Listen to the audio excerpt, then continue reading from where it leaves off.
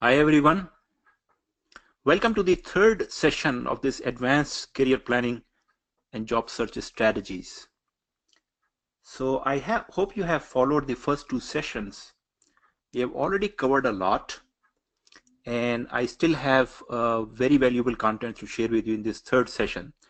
So usually the third session is either an expert session or a case study or a lab session. Lab session means there are more practical things. It's more like a lab session because I would like to cover today most of the contents related to the LinkedIn. And as we have understood that LinkedIn is one of the very, very important tool when it comes to the networking, relationship, and job search strategies. So as usual, I would start my lecture and you can keep dropping your question in the question box. And at reasonable intervals, I would pick up those questions and try to answer it. And I hope that everybody can see my screen and hear my voice clearly.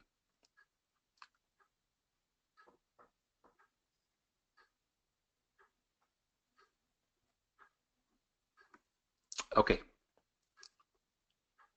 so let me start.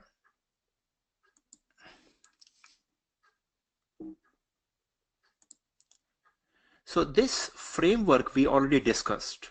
So I brought this just for the reference purposes that we already covered that, and now we are going to learn how to really apply this model in real life. So the two most important tools or the areas mentioned here when it comes to the practicality part, when it comes to the uh, applying the tool, applying our understanding in real life, personal branding and relationship and networking. These are the two very important tools. So that's what we are going to talk about. Personal branding we have covered last time, and relationship and networking we'll cover this time. So keep this broader framework in your mind. And then I think we also discuss or mention about this particular slide that this is basically focused career strategy. So it's give you some focus because uh, personal branding and networking is very broad. So how do we focus it? And we said that to create a focus in our job search strategy or the career strategy is to position ourselves, brand ourselves as industry expert. That's on the personal branding side. And on the networking and relationship building, we need to focus on LinkedIn mainly.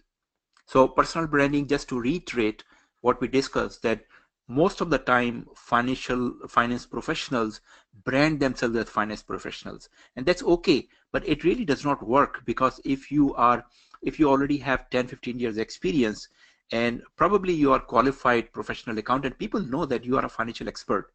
So that really does not work for you. What you need to do is to create a differentiation. And differentiation, the easier part is that differentiate based on industry grounds. So for example, if you are working in hospitality, brand yourself a financial controller in hospitality or hotel industry. That makes you a little bit differentiated and open up the opportunities in that particular sector for you. So that's on personal branding and networking. As I said, that we are going to focus on LinkedIn. We also covered this part, that where the job opportunities or career opportunities are. So within your industry, focus on these areas: private equity firms, fast growing companies, startups, competitors, and newly acquired or merged company within your industry, because you have lot more chances to get opportunities in your industry, in your sector. Now you can try outside, and some people are able to really move industries. But as I said, the starting point is that if you already have 10-15 years experience in an industry, you have much more chances to get an opportunity in that sector. So first you should focus on that part. We also learned this very important trend, that how typical candidates look for jobs and how the employers or hiring manager look for candidate. It's quite opposite. So the message here is that you need to start with networking, and that is what we are going to focus today, that how do we do very effective networking through LinkedIn. So this is a new slide. So starting from, for today's session, look at this slide. So most of the professional or most of the people would think of their life as work and life. So that is how we talk about work-life balance or work-life integration. And that's a good start to really focus on you managing your life. But there is one very important critical element missing in the work life. And that is what you see in this slide, in this diagram in between: professional network.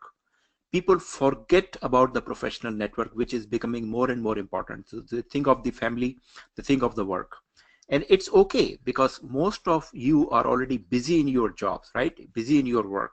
And family is also very, very important, rather more important. So you need to find time for them. So in between the two, work and family, you don't find anything else fitting in.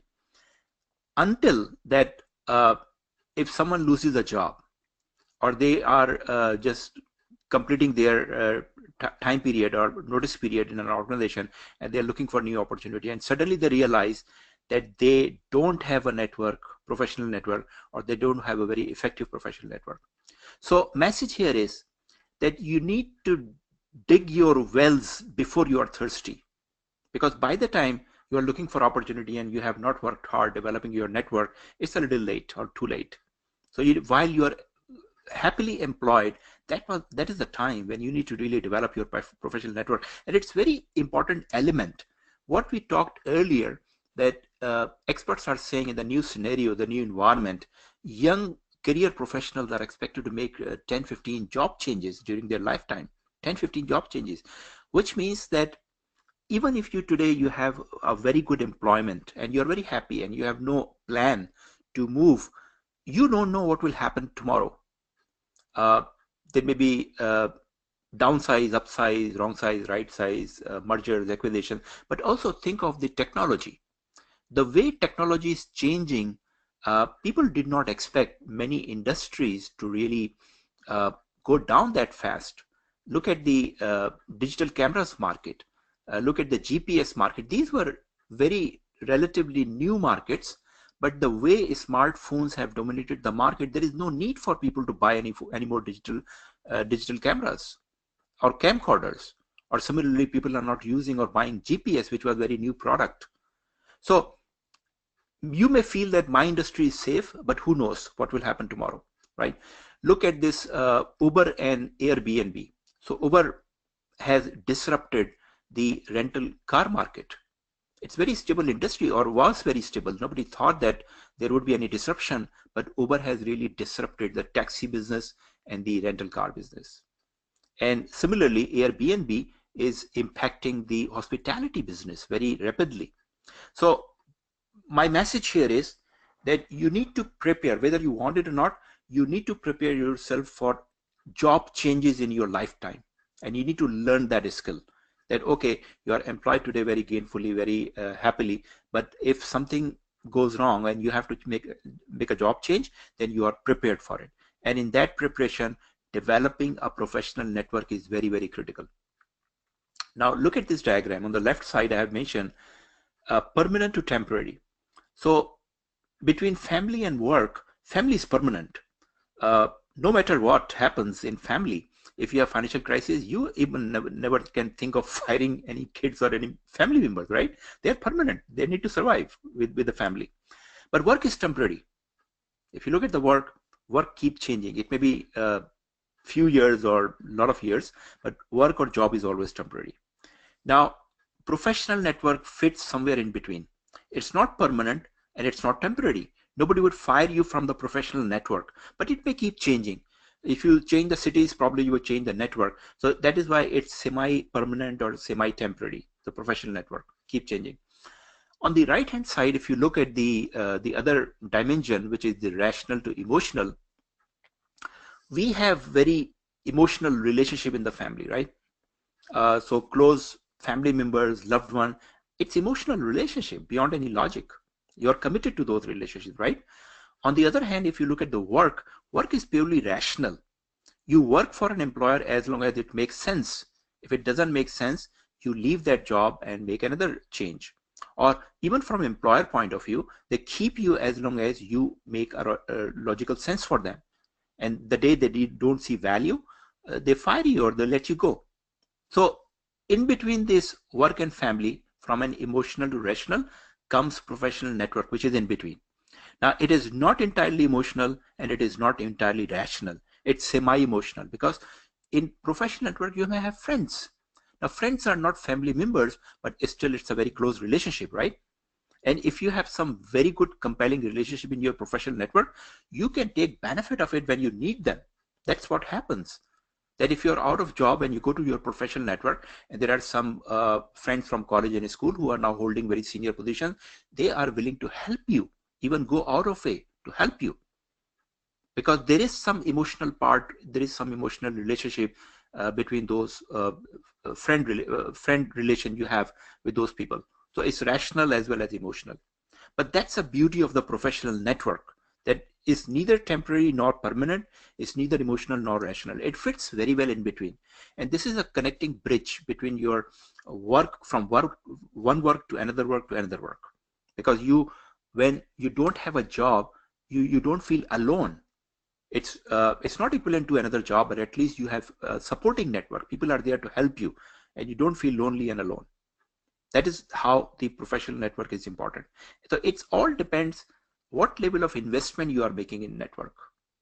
If you are making very little investment, the network may be very weak. If you make a lot of good investment, the network may be very strong and very rewarding, and you may have a high ROI.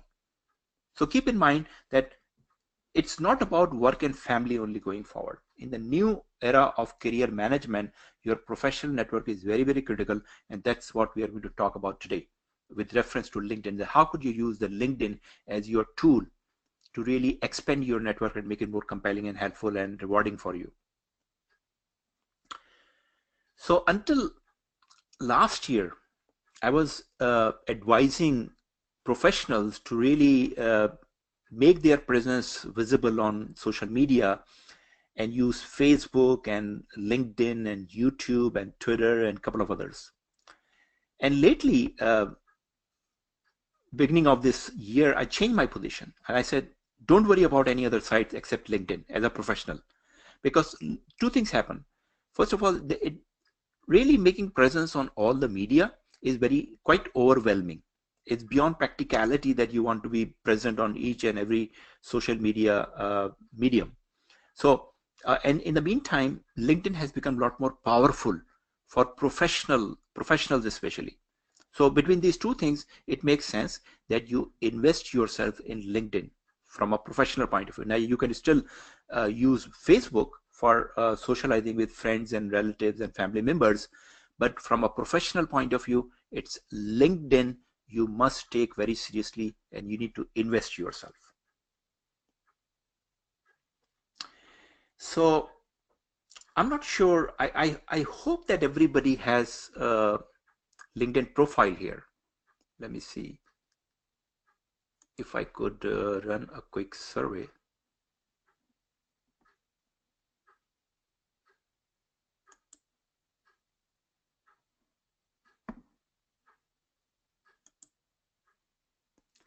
Okay, so you will see on your screen a small survey, and just reply that how many first level connections you have on LinkedIn. And I think you should also be able to see the survey yourself.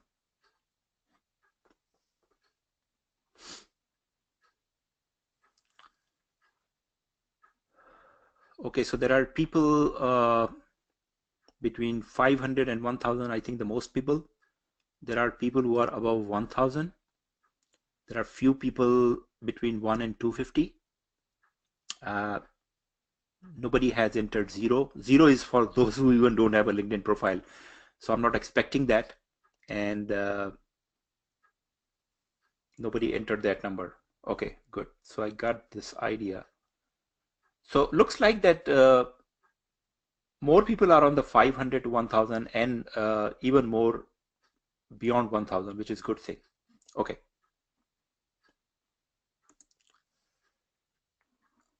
So which means everybody has a LinkedIn profile, and there are people who are less than 500. There are people who are more than 500. So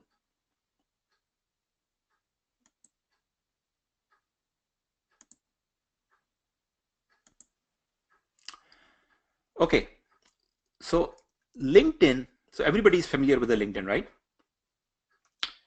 And LinkedIn is quite there for a while, and there are a lot of people who really using it as an expert, but majority of the professionals, even if they have a LinkedIn profile, they are not really using professionally because something new. There is not much practices well established, and it's keep changing. The social media and the social culture is changing very fast. So the practices, what works, what does not work, keep on changing. So I call it, so if you have started on a LinkedIn lately or sometimes ago, and you want to develop a network, think of LinkedIn as a dating process. So in a dating process, everybody understand, I hope, that it takes time. You meet someone and you want to develop some good understanding, and you want to spend some time so that you could understand each other, and at the right point of time when everything goes in a positive direction, maybe you want to make a marriage proposal, right? You don't do that the first day, right? Similarly, LinkedIn is a dating process. Many people stupidly send a connection request to someone, and if they are kind enough to really accept it, the next thing they see from that is a request for a job. Give me a job. I'm looking for a job. Here is my resume. Here is my CV. The biggest mistake really. As if exactly the same like a wrong dating process. You meet someone, and the very first time the person doesn't know, and you are making a marriage proposal. They run away. They get scared, right? So what is LinkedIn dating process? The first step is that you first search for the right connections or contacts. You view them, right? You view them. And we'll talk about the search and selection process later, that who are the people you need to look into. But your first step is view. And if these are your target connections, then you have to like them and comment them on their post. You don't send a connection request immediately because they don't know, but you want to develop some familiarity. You want to make them understand you, and you want to understand them. So the best place or easier thing is start liking their post or their comments, whatever they are contributing. Start like, and if possible, make comments. And then the easiest part before sending a connection request is to follow them. Many people do not understand or don't know that you need to start by following them. Now, what is happening? LinkedIn, I think now is there for 15 years. And LinkedIn has a limit of number of connections. Maximum is 30,000. Now, there are not many people to the limit of 30,000. But for many people, that limit is being reached. If someone reaches 30,000 connections limit, they cannot accept any more connections, first level, or they cannot send requests to anyone else. What they could do is let the people follow them. So there is no limit for the followers. So people usually you want to connect with, they are the good networkers or strong networkers. Like for me, I've already crossed 20,000 connections now. So I still have 10,000 to go, but sooner I would exhaust my limit, right? And people who want to connect me, for them, the only option is to follow me. Now, in order to follow anyone, you don't need their permission. You just press a button, follow, and you become not the first level connection, but at least closer to their network, right? So before really worrying about how to send a connection request, whether they would accept or not, you just follow them. The other important thing you need to realize that no matter how busy the people are, most of the time when you view someone's profile, when you like their post, when you make comments on their post, and even when you follow them, they notice you. They notice you, no matter how busy they are. So your objective here before sending a connection request is to make yourself familiar to them. So you follow them, right? And you view them, you like their contents, post or make some comments on their post, and you follow them. And then at the right point of time, when you see that there is enough familiarity, you send a connection request. Now, by the time you send a connection request, they already know you. They know you, that you are following them. They know you, that you like them. That's why you are really clicking like button and making comments and following them, right? There is a lot more chances, high probability, that they will accept your connection request at that time. And if you add a personalized text, very small personal message, there is even higher probability that they will accept it. So that's the dating process for LinkedIn. What should you do next after you are connected to them? Next thing is you start conversation. So the first thing, as soon as they accept your connection request, don't ask for a job. Just send a note thanking them that they have accepted your connection. So it's a way of starting the light conversation. And then after that, then you ask them some question related to their expertise. People always like to share their expertise. They want to help other people, not by giving jobs, but maybe you ask very simple requests, sharing some information, asking a simple question based on their expertise, and they will reply. That is how you start conversation. Try to build up that conversation by making another comment or thanking them. And then you should also see that how you could help them. If they are related to the same industry, which should be in many cases, then you could also provide some relevant information. For example, you could say that, look, I came across this industry research report yesterday, and I thought you may be interested or you may like it. Something like that, right? Very light.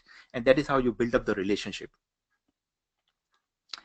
And then gradually, so another important thing you need to note here, that when you are connected to someone, even you view their profile, and they notice that you have viewed, probably they would also look at your profile, that who is this person is, why they are making comments to you or liking you. So they already started to see your profile. So that's one possibility. But also when you are making achievement, you could also lightly share them. So in your profile, not only that you have kept it updated, try to keep sharing your accomplishment. So if you make a simple post that, look, I achieved something. Yesterday, I was in a social club and there was this competition of speech or debate. I participated and they really acknowledged me and rewarded me, something like that. So whatever you feel appropriate, you can just make a posting on your profile and all of your connections notice that. Similarly, these connections you want to develop, once they are part of your network, there is high probability that they will be noticing. So you should not sit just idle or dumb that you have a LinkedIn profile, but you keep yourself dumb. Don't say anything. Don't do that. That's not networking. So start sharing accomplishment generally on your profile. Then comes the time when you would be very comfortable that the people who are interacting with you, the people who are responding to you, the people who are looking at your profile, then you can ask some favor. And again, my advice is don't directly ask for a job. Ask indirect question that what do you think, where are these type of jobs are available, that organization has the openings or not. Don't ask them to give me a job or help me a job. People run away from these type of requests, right? So you need to make them comfortable that first of all, don't show your desperation. If you're looking for a job, never ever put on your profile header that you're looking for opportunities, looking for a job. That shows your desperation and people run away from that. Now, in one or two cases, exceptional remote cases, you might get a job through that, but generally it does not happen. So don't reduce your chances or don't show your desperation. Always show that you are very satisfied with the current job, but you're looking for better opportunity, more challenging opportunity. Or if you are in transition, then always show that you are busy in something. You are doing a consulting job or you are doing a training job or you are working on a project, but you're looking for a permanent and full-time opportunity, something like that. Because if you say I'm very desperate, it's 6 months, I did not get a job, I really need a job, and there are very little chances that people could really help you. So this is the standard LinkedIn dating process you should follow. And job search process. So assuming that you have a LinkedIn profile and you must have more than 500 connections, must. Because if you have less than 500, your profile header would show the exact number like 200 or 150 or 300. And if you have more than 500, it will just show 500 plus. So whether you have 501 or 5001, it will show 500 plus. So when people see that you have less than 500, they think you are not a good networker, that even you don't have 500. But when your profile shows 500 plus, they assume that, yeah, you have reasonable number of connections, and they don't bother to really know whether it's 501 or 5001. So that is how it is that important. So how do you, if you are, because we are talking the job search strategies, and how do we do that? So assuming that you are targeting employers, what do you do? First of all, you should try to target your target companies. So you need to do some research. You can do research on LinkedIn. You can also do research outside LinkedIn. I mean, if you just Google it, you will find a lot of information and good data. But if you remain within LinkedIn. LinkedIn also has very good research capabilities. Without any premium subscription, you still have a lot of search capability. But if you opt for a premium profile, I think they give you a free trial for 1 month or 60 days. Then you have more capabilities for research. So you can experiment it whether you need premium or not. But you can research and try to find out within your industry which are the companies which you really want to work in your industry, in your sector, in your geography. So if you are looking for a job in India, then don't search companies in Middle East unless you have defined your objectives. And try to find out, I would say 12, 15 companies in your industry you think you would like to work. Then continuing your research, and that is where the LinkedIn is very useful. Now try to find out, search people in those companies. 10, 12, 15 companies, try to look for the people. And when you are looking for the people in that company, you look for two types of people. One could be decision makers. Decision makers could be hiring managers or senior people who could really help you a lot. So if you're looking for a position in finance, a CFO, of course, is a decision maker, and or maybe hiring manager, and then maybe hiring manager is a financial controller, and the CFO is an influencer. So decision makers are the senior level people. Now it's really a little tough and hard to connect directly with the decision makers. So the best way is to first connect with the door openers. Door openers are basically those people who are not very senior, but at your level. So whatever your level is, because for example, if you are a controller, it's very easier for you to connect with the controller, right? If you're a director, it's very easier to connect with the director. But if you are a senior accountant, it may not make much sense to suddenly start sending a request to the CFO or the VP level, right? So you find out door openers. Door openers basically help you. They would not help you directly with the employment, or they are not the hiring manager or decision maker, but they would able to open the door for you two ways. Number one, they will tell you whether there are any openings, and if there are openings, they might help you give referral to the hiring manager or to the HR manager. That is why door openers are also very, very important and critical. So once you have identified few people, you don't need to really identify large number of people. 2-3 people in the decision makers, 2-3 people in the door openers, and even if you cannot connect or find with the decision makers, door openers is the starting place. So connect with the door openers. We'll show you how to connect. But once you are connected with the door openers, then your objective is to develop a conversation and find out about the potential opportunities in those in that company where they belong to. Remember last time what we learned, that there are not many positions that are being posted. Most of the positions are available through networking. They are not being posted, and this is how you do networking. It's a little tedious work, but look, with LinkedIn is very easy. You could do sitting at your place, in home, or wherever you are. And once there is position, so you could get more information about that position, and if you like it, then ask that door opener to refer you to the decision maker or hiring manager. And you know what? More and more companies are depending on their employees to bring referrals for interviews because they trust them. I think I told you that my younger daughter got a job in Amazon through a referral from one of her friends. So the companies really regard that, respect that an employee who is already there in the company, an employee understand the culture and the environment of the company, they understand what is the standard, and if they bring someone, that's already a recommendation for you. It's not only that you are sending a resume, employers, hiring managers always give a lot of importance to the employee referrals. So that's the strategy you need to develop and implement if you are searching and looking directly for employers on LinkedIn. If the other way is that there are also a lot of jobs being found and given through recruiters. So what do you do with the recruiters? So in that case, again, start with research and research recruiting firms in your industry and in your geography.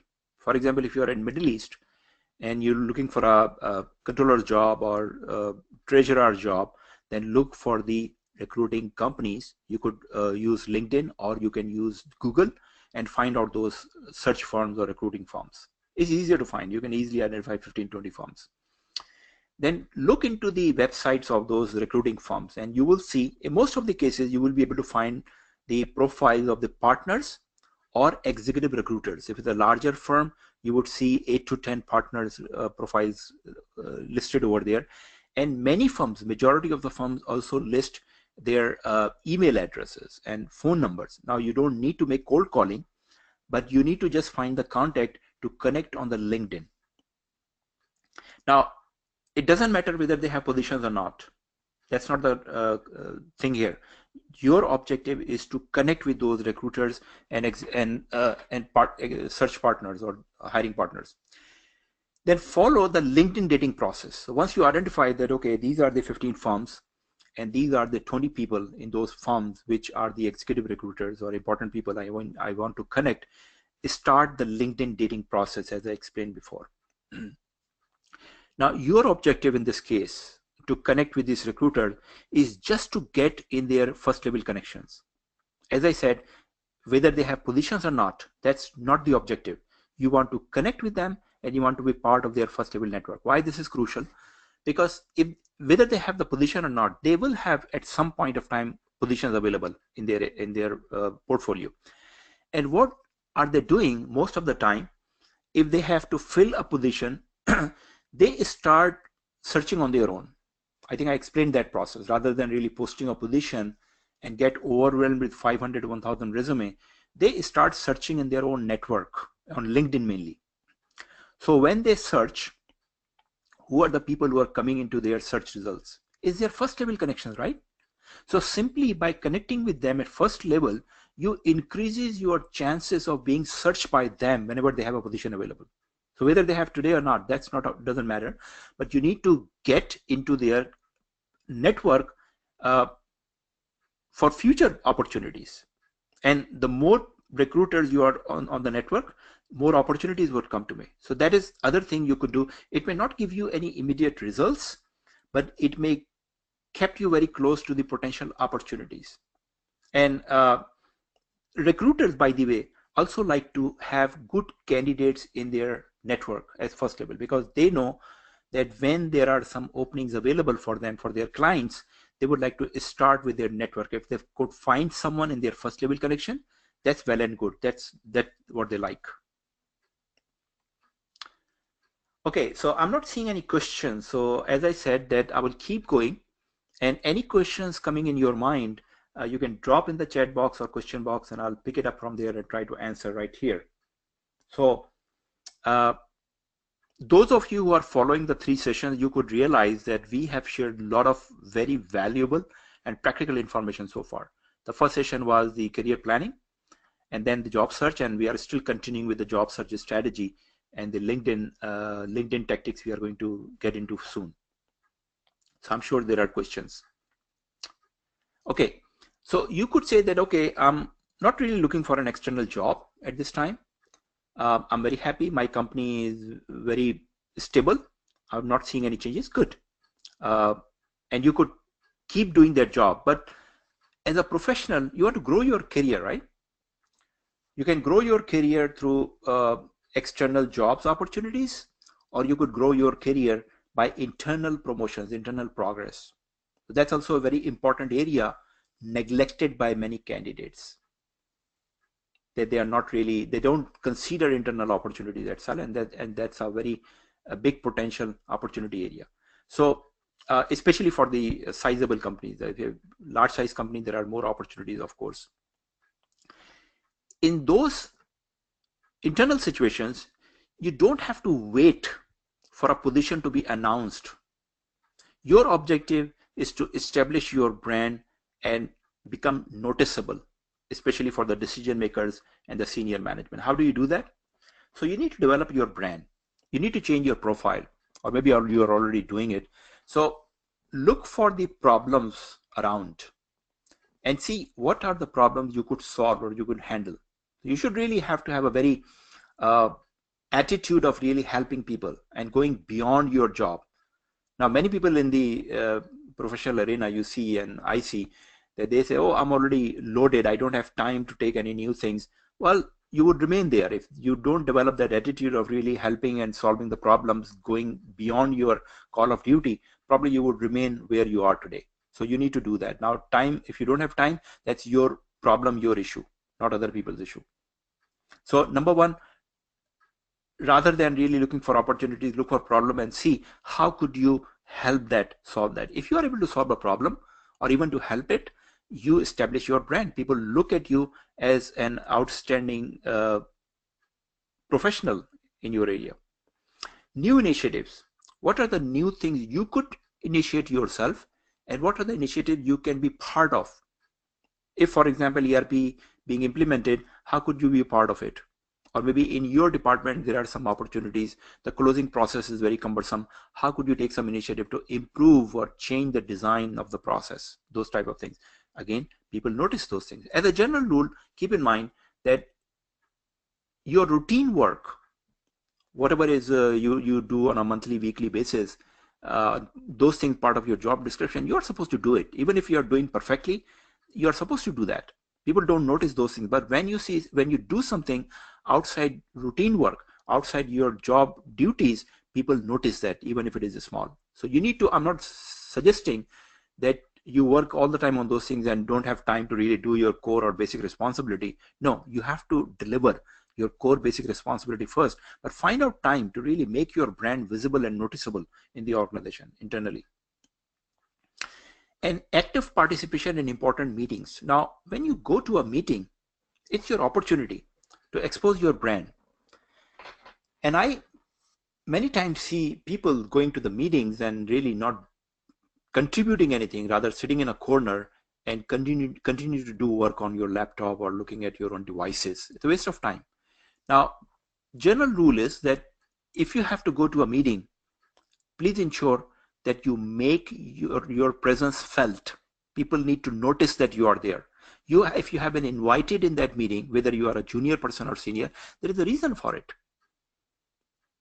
There is a reason they are looking for your contribution. So if you go there and don't contribute, you basically disappoint them. My advice, don't go there. If you don't have to contribute in a meeting, don't go there.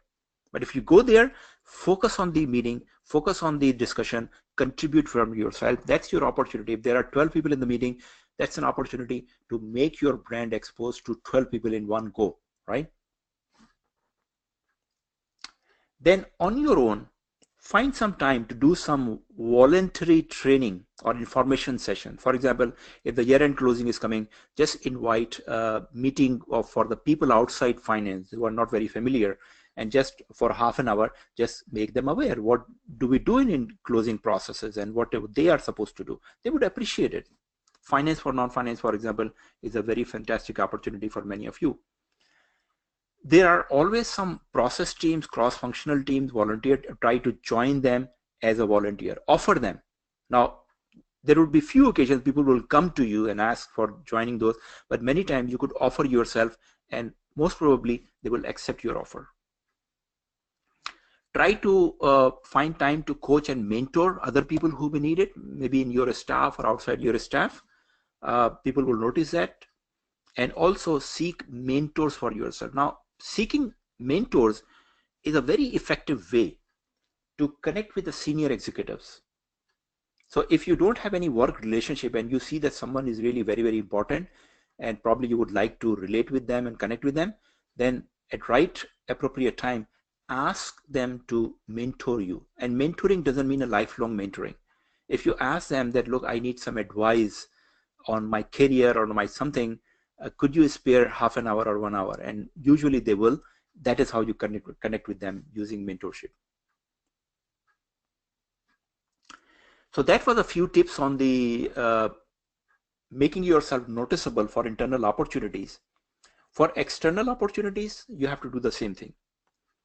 Here, it is very important that you are part of a professional network, not one network, couple of networks. So for example, if you are a chartered accountant, I'm sure you are part of the chartered accountant network, whatever institute you belong to, but also try to participate in some industry forums.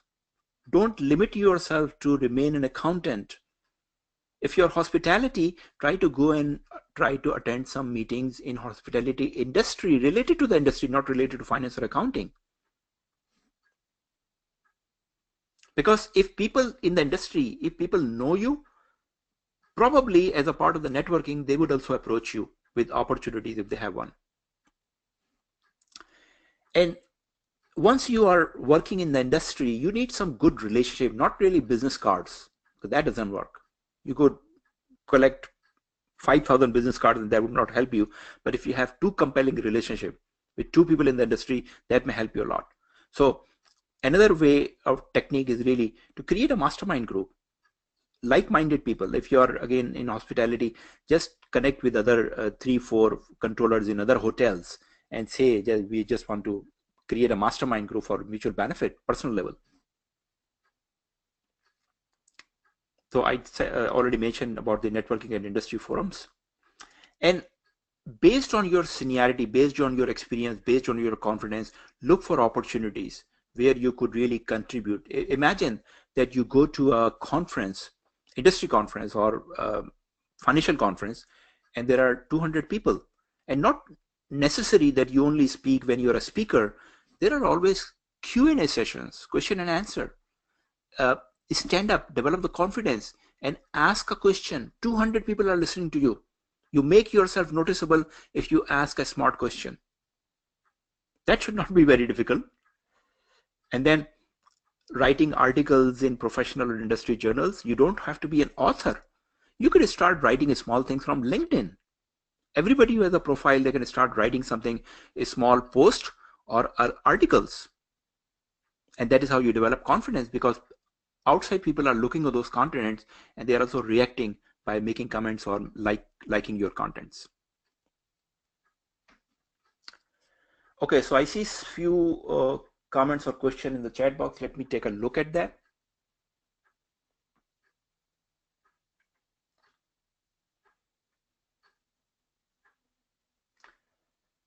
Okay, so the question is that regarding industry specializing brand, what if I want to get out of my existing industry? Then what should be the approach? So two things here. Who is that? Hassan. Hassan, there are two things. Number one, how much time you have already spent in that industry? If you are already 10, 15 years or beyond, you can change the industry. It would be a little challenging. So I'm not stopping you. I'm just giving you some clarification that already spending 10, 15, 20 years is a rather little challenge. So for people who are in the initial path of their career, like 5 years, between 5 and 10, you can also do that. You need to rebrand yourself. So suppose that for whatever reason, maybe your industry is dying, whatever is happening, you need to change the industry. So target 2 or 3 industries you can move into, right? And then look at the skill set required. So you are a finance professional. You would remain a finance professional whether you work for hospitality or oil and gas, right? But the skill set may be different. So you need to look what skills you were using in this previous industry and what are the skills are useful or required or are in demand in the new industry. And in your branding, in your CV, in your LinkedIn profile, focus on those skills which are required in the new industry. Got it? I'll give you an example. A long time ago, somewhere middle in my career, I changed industry. When I moved to USA, I thought the financial industry is very strong, very lucrative, and I was in manufacturing industry in Philips. So I looked for changing, and I made a very good move. I moved to the Wells Fargo Bank, which is the 4th largest bank in the world. I got a VP level job, and I worked there for a year, but I didn't like it. I was already there in the manufacturing industry for, I think at that time it was 17, 18 years. So although I made a switch, I didn't like it. I wanted to come back to the manufacturing. So within a year, I came back to the manufacturing. But what I did to get that job in a Wells Fargo bank, they had large mortgage processing centers. There are, in one processing center, there are 3,000 people. And they process, those processing centers run like manufacturing factories. So they were looking for applying some of the tools like Six Sigma tools, which were very successful in the large manufacturing industry. They wanted to apply those tools in the mortgage processing industry. So they looked at my profile, at my CV, at my LinkedIn, and they found that I have some exposure to Six Sigma. I was not a certified Six Sigma, but I was involved, and they found me a very suitable candidate for that. That is how they hired me. So This is what I said. Look at your skill set, what you have done, and see how those skills could apply to the industry you're looking for. That is how you make switch. But if you already 10-15 years, your industry is good, then it's rather easier, more probable for you to make a change in the same industry than going to another industry. Okay, on trying new initiative in my previous office to develop company report to BOD, I fell in the trap of getting full responsibility of developing it. Thought it was the responsibility of the company secretary. Yeah, so be careful because your objective should be very clear. When you are trying to initiate something new, or you're trying to be part of another thing which is not your responsibility, your objective is to, main objective is to make your brand visible and with some genuine contribution. You cannot fake it, by the way. So you really have to do some real work which is good for the business. But be careful that, as who is that, Muslim mentioned, that it should not become part of your permanent responsibility, making your life miserable. So you need to really plan it carefully and try to define your scope very, very carefully. Is there any solution of getting out of such holes problems? Yes. I think you should try to redefine your scope and try to use some connections and the power players in the organization to get you out of that. Or identify another responsibility you want to take over, because if you want to take over another responsibility which is more important for the company, they might create a successor for you to take over your existing work. But don't just load up your work. That would be a mistake. If you keep adding things and not really relieving yourself from the less important tasks, then that would be a mistake. If you have worked in many industries, which industries to focus for a career change? Good question, Kunjan. So if you have options of 2-3 industries as a choice, look which industry has long-term prospects, especially with your skill set and your profile. As I said, that change is happening very fast. There is a lot of uncertainty. It's very difficult to predict the future of industry, but you could still see that which industries are stable.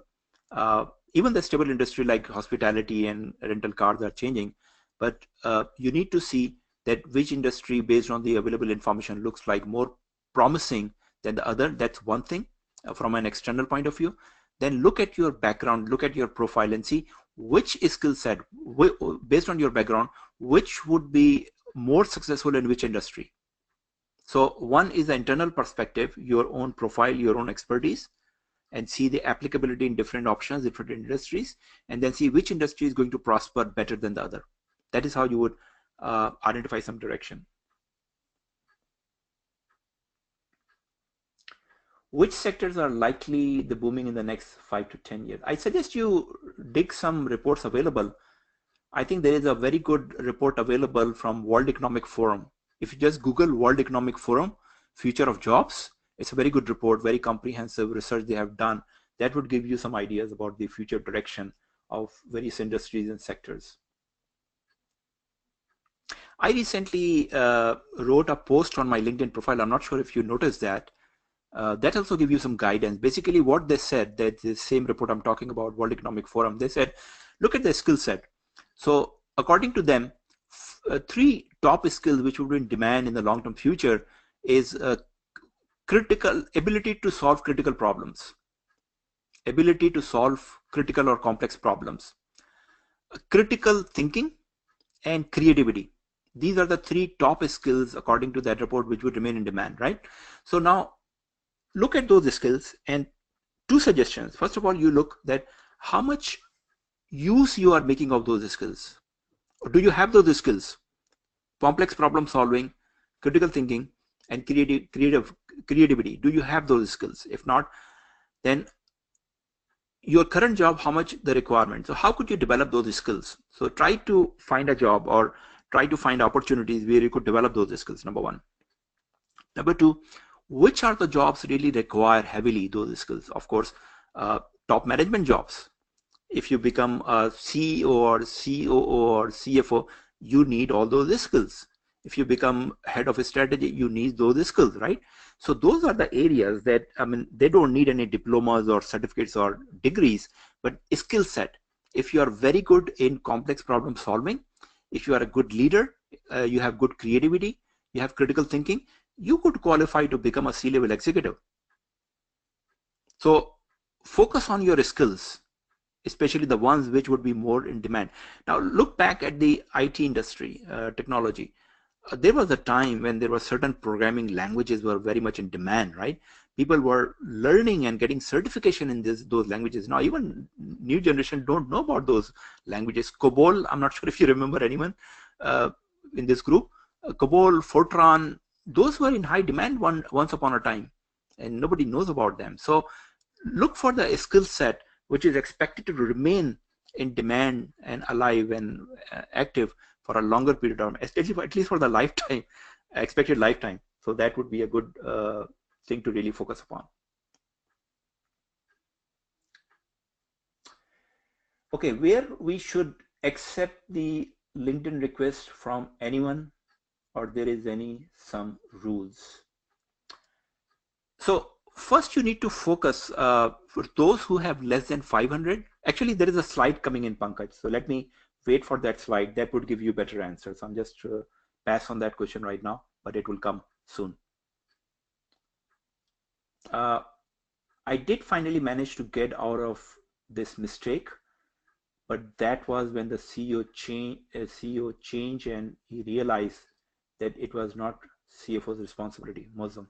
Yeah, it's Mosam. So this is what I said, that you should not wait for CEO to come to your rescue. You should drive from your side. Even if you by mistake you get stuck into those type of situation, you need to make an effort on your part and try to get out of it within your staff or within outside your role. Find someone suitable or re-engineer the job or re-engineer the process, but you should try your best to get out of it, because if you're stuck into it, you're wasting a lot of your resources and capacity. So let me get back to the slides.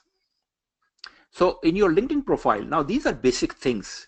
So I will go a little faster. I'm just giving you the bullets, and you should on your own look at those pointers, that how does it relate to your LinkedIn profile.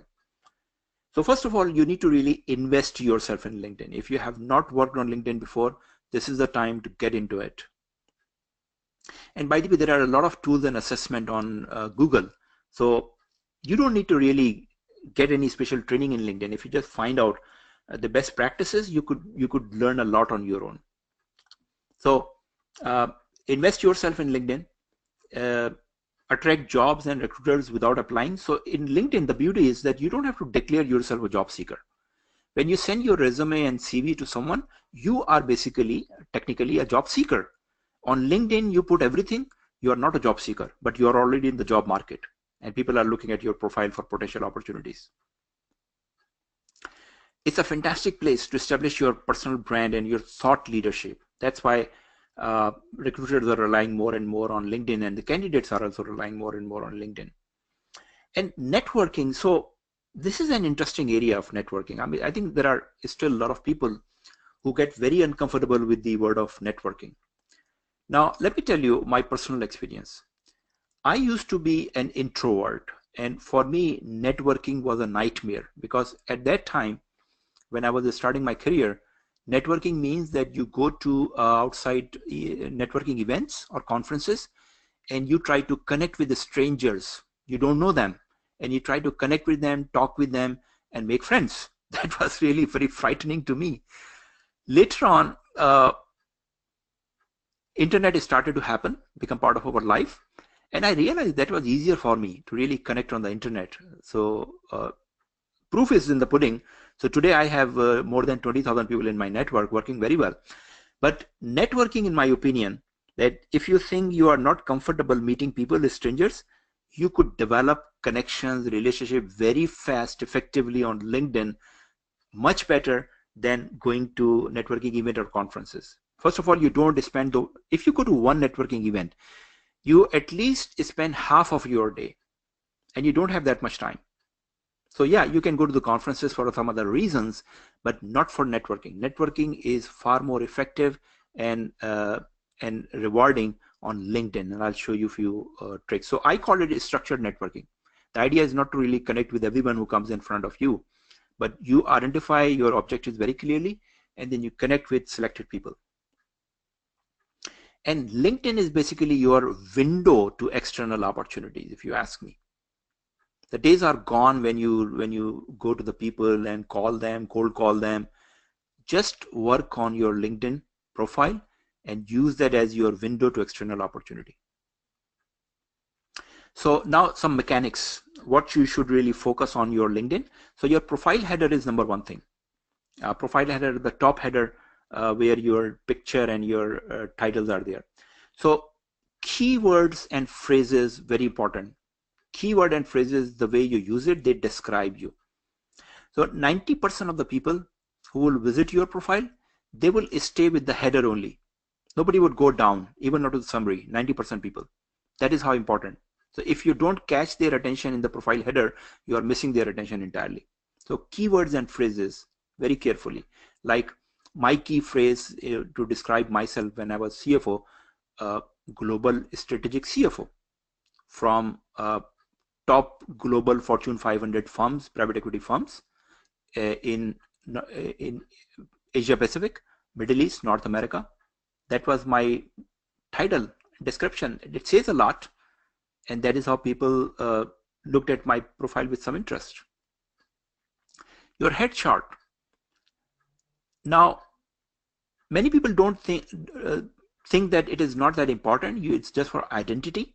It's actually more than that. There is some psychology involved. As soon as people look at your picture, those who don't know, they develop a certain image of your personality, that either you have a friendly personality or you have a stiff personality or you are rude. So try to be very careful selecting your picture. Keeping aside whatever your personality is, the picture should give a very pleasing professional image. If you think, and don't decide entirely on you, ask other people that when they look at this picture you are going to put in this profile, what feeling do they get? It gives a positive feeling or negative feeling. That is how you should spend time selecting your headshot.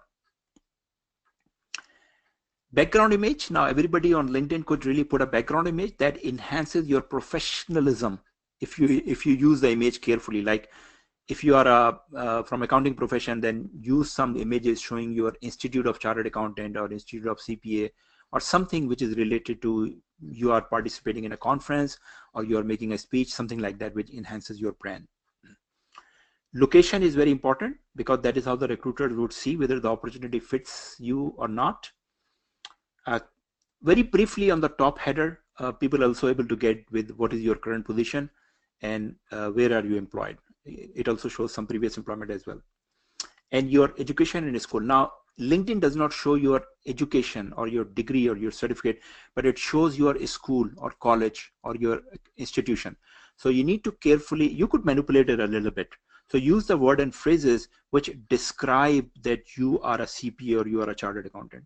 Some people in finance basically just write Institute of Chartered Accountant. And I said that it doesn't mean anything, because anybody who is qualified chartered accountant or not, they could put Institute of Chartered Accountant on their header profile and it's technically okay because they're just writing the name of the institute. You need to clearly say ACA or FCA from Institute of Chartered Accountant, so people could get it right there that you are a qualified chartered accountant or a senior chartered accountant. And I think most recruiters in the financial industry, they understand these things. And of course, your number of connections. You don't have to do this, but it will come itself based on your numbers. Your summary, that is the second important thing. So the 90% people would just stay on the header, and maybe 5% will go to your summary, or 10% go to your summary. So you need to put some attention and focus on summary. So keep short, precise, to the point.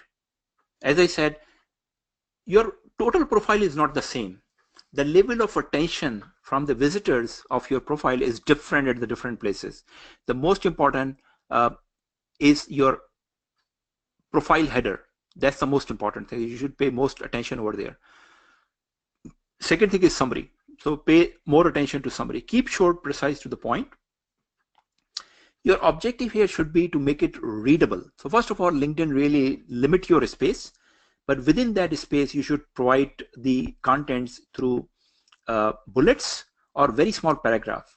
Make it more readable, easily readable for the viewers. And don't forget to include the contact information in your summary. Now, there is another place where LinkedIn itself put your contact information, but it's not that visible. Experienced people could find it. Many people who want to look at your email and phone would not find it. So it's a better idea that put visibly in your summary your email and phone so people could contact you with opportunities. And also good idea if you could include some pictures, maybe some short videos, again related to your personal brand in your summary. So in LinkedIn profile, you could put anything you want. There is no technical limitations or there is no legal liability for you, although you should be honest and sincere and fearful and fair in putting your content. But there are only two things which enhances the credibility of your profile, which comes from third parties, not from you. Number one is a skills endorsement. When people endorse you, it enhances your credibility, that it's not, you are not saying yourself, but other people are saying about you. You can list 50 skills. So you could decide which skills you want to show, but it is the other people, your other connections who come on your profile and they endorse you for those skills. And the way it works, if you endorse, for example, if you don't have an endorsement, if you endorse someone you know, probably they will come back and endorse you. So there is a reciprocity thing works very well. The other important thing on your profile from third party is recommendations. And recommendations are definitely much more important than endorsement, because these are basically the written recommendation or the feedback from some other important connections in your network. You could give recommendations to other people and you can get from them. So my advice is try to give at least 10 recommendations to other people, and you should also have at least 5 from others. If you don't have 5, ask them, request them, remind them to send you or give you 5 recommendations from your people who currently know you, or from your previous employer, your previous bosses or current bosses, whoever you feel comfortable. So how do you build your network? Those who are at low number of connections. So if you are under 500, it's very easy. Go to your friends, go to your work colleagues, anybody you know, your email contacts. So you've already been communicating a lot with different people at work, outside work. So these are the easier thing to build to 500 level. You can easily build up. Now, when you are developing the number of connections to 500, you should not be very selective. So anyone who you know, you trust, you add them. And that is where your friends, work colleagues, school, college friends, all those people come. Email contacts, you could reach very quickly and easily to 500 plus. Now, after that, you become a little bit more selective and you want to bring the resourceful contacts beyond 500. So here you should look for your customers, the company you work, the customers of that company. If you know people in the customer company, then you can add them and request them.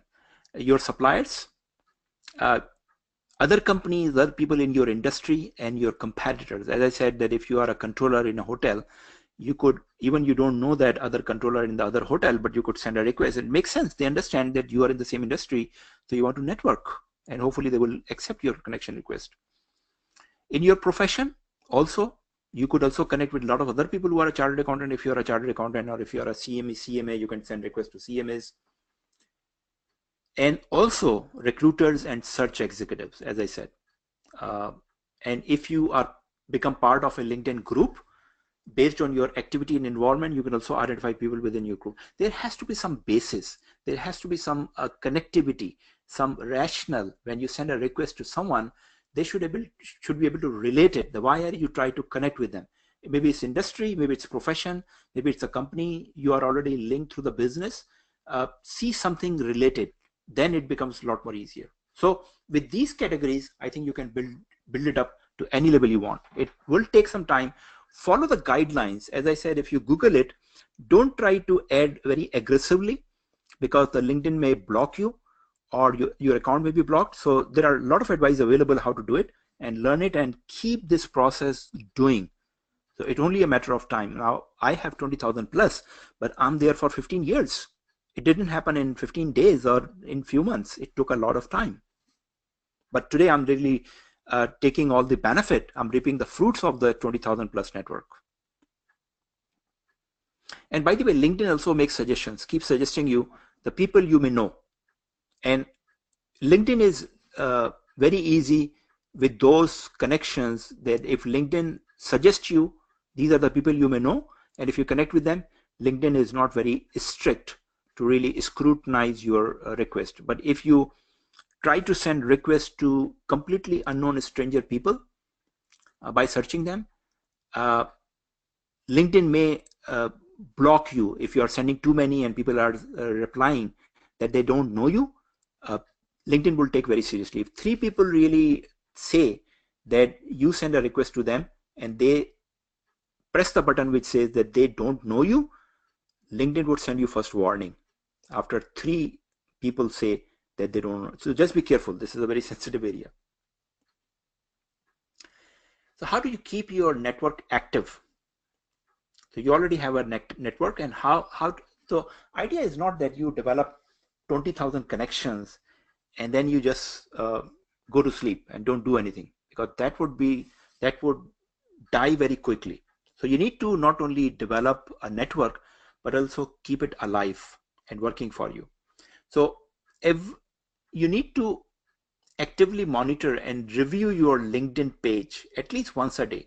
So I have 2 advices actually. Either you should spend 15-20 minutes every day on your LinkedIn profile, or try to spend 1 to 2 hours every weekend, whatever is convenient for you, but that is the minimum regular activity you need to spend on LinkedIn. And what will you do? So you need to really do networking. Now, how do you do networking activities on LinkedIn is a little different than you do in the person-to-person networking outside social media or IT. So here what you see, what you do on the LinkedIn, as I said, the 15-20 minutes every day, you look around in your daily feed, the feed which is giving you the content, you look at that and look at the content, look at the people, and you could like other people's posts.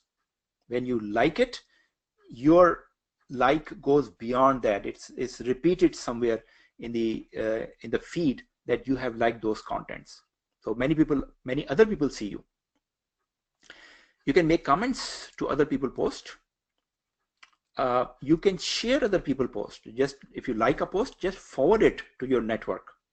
Every time you like, you make a comment and you share, not only the person whose post is, they appreciate, you are being more exposed to a lot of other people, because as I said, LinkedIn repeats that as a news that you have liked, you have made a comment, you have shared these posts, so you become more popular. And then try to make your own posts. If you see something good, just share it with your network. If you have a question, ask the question.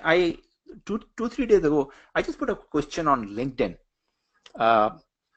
Question was very simple that I think you might have heard me asking that at other forums, that if the business world has changed in the last 15 years on a scale of 1 to 10 by 10, how much finance has changed? I just put that question on the LinkedIn. I got 45 responses, 45 comments, and a lot of likes of that. So that is how you engage with the people. So not only that 45 people looked at that question and the conversation, for every comment, the estimate is that probably 100 people have seen that post. Every like or comment you see on your post, it's a safe estimation that at least 100 more people have seen that post already, because everybody would not like it, everybody would not make a comment. So when 100 people have seen a post, someone would come and like it or make a comment. So you can make an understanding that how many people are viewing your post and your networking activities. And you could also start writing blog posts or articles. So these are the things which are called the networking on LinkedIn. Your profile views matters, because as I'm saying, that in LinkedIn you want to attract opportunities. So if you have created a very beautiful profile but nobody is visiting it, you're wasting your time. Nobody's looking at you, nobody's noticing you. So you need to monitor. One of your objective is to really make your profile attractive for other people so they could come and see you. How do you do that? So LinkedIn keep providing you that information. that how many people have viewed your profile. So you could monitor that number of profile views. And also when you make a post, it also tells you how many people have viewed that post.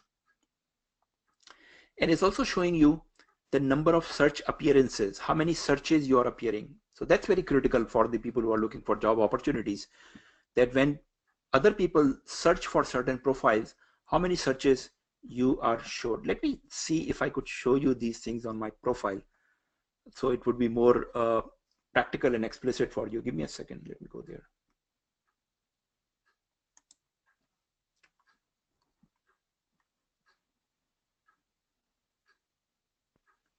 By the way, I have a premium profile, so I'm not sure if these functionalities are available in every profile or not. See yourself, but I'm showing you my premium profile. So go to the profile. I hope you are able to see my screen, right?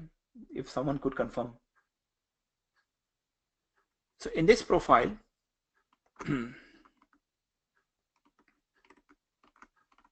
yeah, so the next thing after the header is called your dashboard.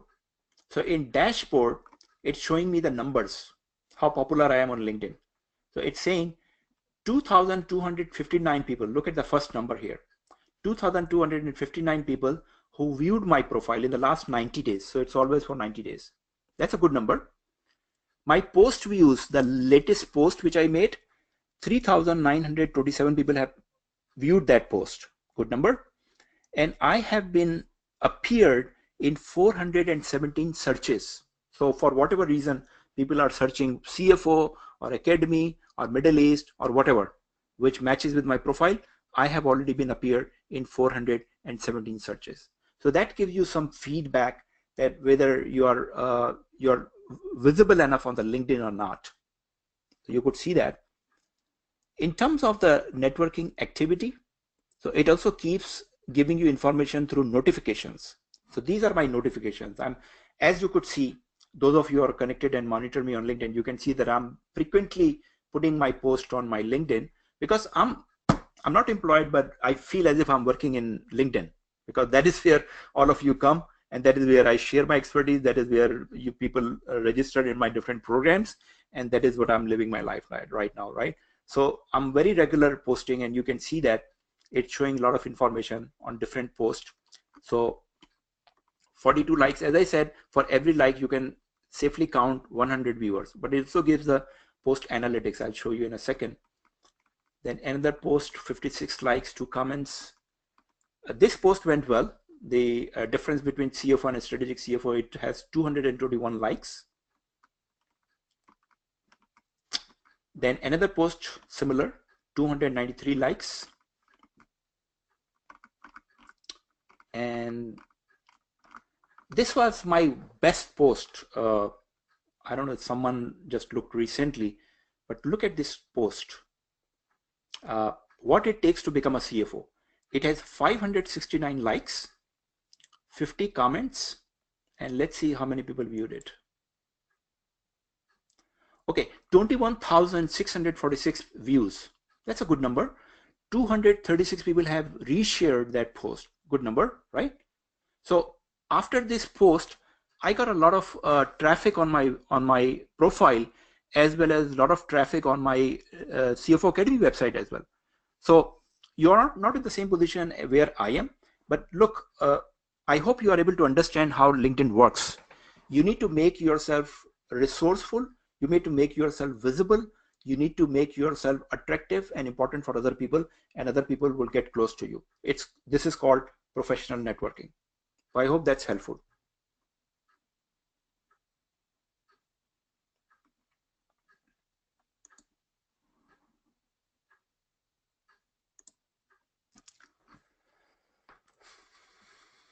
Okay.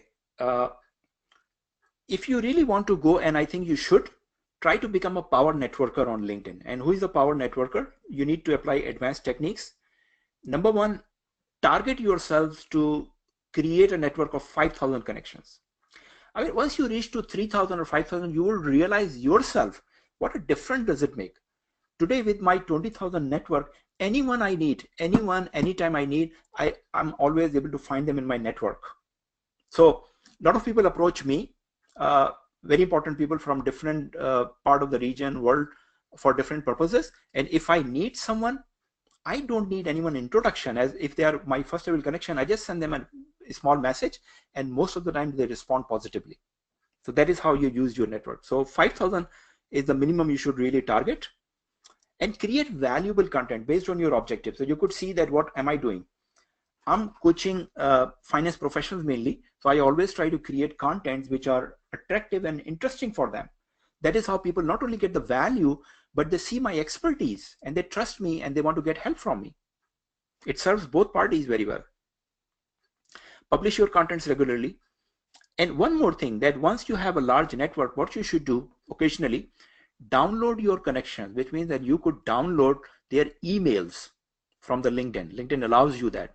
And once you have a email list of 5,000 people in your network, you could not send 5,000 messages through LinkedIn because LinkedIn limited to 2025. But what you could do, if you have a simple email program, you could send one email to all of them sharing some contents, not regularly, but because if you send too many emails, that would be considered spam. But once in a while, once in a month, or maybe 2 times, sending something very valuable to your network, it's a good way to keep them active and connected. Okay, 12 crucial mistakes. I'm not going to go through this list. I'm just send it to you as a copy of the PDF. It's self-explanatory. It's a checklist. You look at this list and look at your profile and see where you have to improve it. So lack of keywords, unprofessional photo, profile ranking less than all star. So in your profile, you could see that LinkedIn would also categorize you all star or less, and less than 500 connections, ineffective use of summary, no use of customization. So this is also very important, that LinkedIn gives you ability to customize your profile URL, because nowadays it's become very important that you keep that URL posted on your CV or resume, because everybody who is interested in you, they want to look at your profile, and rather than really searching you on your LinkedIn, if you give your public profile URL, they just click and they directly arrive at your LinkedIn profile. So you need to, the idea here is that you could make that public profile URL simple and customize, so other people could remember it or take it easier to find you. No visible contact information, no or low skills endorsement, no or low recommendations, improper sequence of your education listing. So you could manipulate that. You can change the sequence. Just see which education, certification or degree is the most important you want them to notice, because the people who are recruiters or executive recruiters, they don't have much time. You want them to notice the most important thing. If you have 4 or 5 listing on education, which is the most important one? Put it on the top. It doesn't need to be in chronological order. You have to follow by importance what you want to show to the world. And you could join 100 groups. Not many people are utilizing that functionality. It's very resourceful. If not 100, at least join 20, 30 relevant groups, because LinkedIn also allows you to send free messages to the group members. There is a limit of 20, 25 messages per month, but that's free. Otherwise, you have to pay LinkedIn for in-mails if you want to connect with strangers. And no networking activity is also not good. So once you have your profile active, updated, you need to do regularly, as I said, every day, 15-20 minutes or 1 to 2 hours every weekend. So LinkedIn groups, people miss it. That's why I included. You can join 100 groups. You can, when you make a post to a group, it's focused on certain things. So there are, for example, a CFO group. It's a very large group. It's very global. And what I do when I make any posts in my profile, I also go to that global CFO group, which has, I think, 300, 400,000 people. I post over there. And what happens many times, a lot of people I don't know, they respond to my post. They'll either like it or they make comments and they come and look at my profile. So based on that technique, now I have connections and first level connections, CFO level, in Australia, in Brazil, in Europe, in Africa, in Moscow. I mean, these are the places even I never visited, but through this profile, my network is very rapidly expanding all over the globe. That's the power of LinkedIn. And you can send 15 messages free to fellow group members, even if they are not first level connections. You can send them messages, 15 messages per month free. Okay, so I covered the slides, and I think I again give you a lot of contents to really work upon. But let me look at the question box. Okay, there is a private question. Okay, are there any statistics available to prove usability of professional network in finding a job? Okay, probably works differently in different regions, as in Middle East is not very effective where it is more driven by region. No, I don't agree with this observation. I think there are a lot of people who are gaining very good results and job offers on LinkedIn, because as I said, not in one region, all across the globe, the trends are changing, and more recruiters and hiring managers are relying on LinkedIn. So of course, a lot of people are being hired on LinkedIn. The problem is not many people really know how to find jobs. All those things I have shared in the last 1 hour, if you practice them, it will take some time. And this is not all, by the way. So this is not everything I've told you. As I said, that if you start Googling yourself, learning yourself, there is a lot more you could learn. But networking and finding a job on LinkedIn is not a science, it's an art. And with art, there is no science, which means there are no rules. There are some rules you need to follow, but what works for someone may not work for you.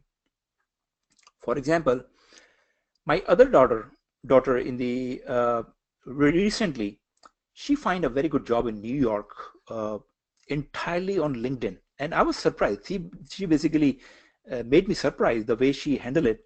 And she did not apply many places, but she's a very good networker, very good networker.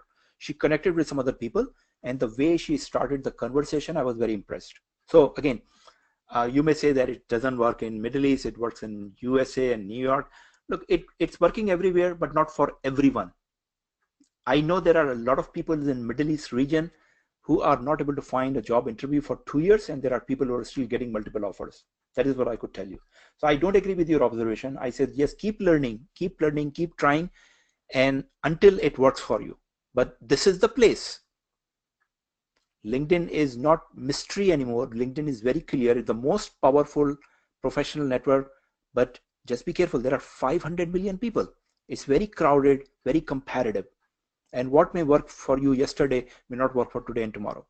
So keep learning, keep trying, and I'm sure it will work for you. Okay, next question is, experience details on LinkedIn profile, should they be as detailed in the CV, or should one keep it brief? I would say keep it brief, because LinkedIn profile is not a document they want to keep in their records. LinkedIn profile purpose is for them to really scan through your profile and develop some perceived value for you. If your experience detail is too much, probably they are going to not read through it. So you could put all the details in your resume or CV, but LinkedIn profile, I would say keep it short paragraphs, preferably bullets. Your objective is to make them read. What is the best place on LinkedIn to write reporting to CEO, and how to write it? Objective is to inform that I'm reporting to CEO.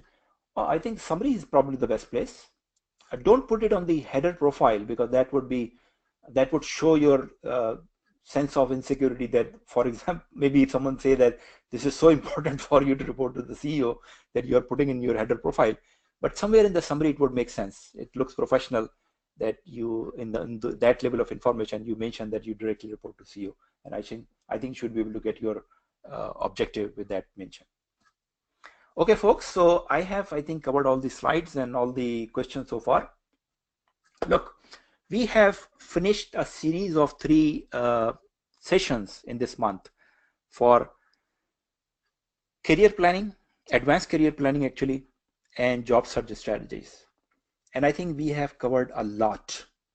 So I'm not sure if everyone is able to attend live sessions, but I hope that everybody who has paid for this program would listen and go through the recording. This is a very valuable content and stuff, and it has a lot of practical advice based on the results and based on what is happening in the market, in the job area. So please, wherever you are, because you may have different objectives. Some people are actively searching for jobs, some people are happily employed, but the contents are relevant. And let me warn you, soon they might become irrelevant because the way things are changing. I cannot promise that my content, my advice is permanent. I know that it's working right now, but 2 years from now, 1 year from, I don't know. I changed my advice from last year to this year on social media. I don't know what I would be teaching next year. Keep in touch, and I think you would keep learning. So we are finishing this topic this month. You will, I think next week would be a gap. And anyway, Sabah will send you all the schedule and the next month topic. And I hope to see you there. But in the meantime, if you come across any question, feel free to drop me in the email. And maybe before the next session or during the next session, I will be able to address you. So thank you very much and see you next time. Bye now.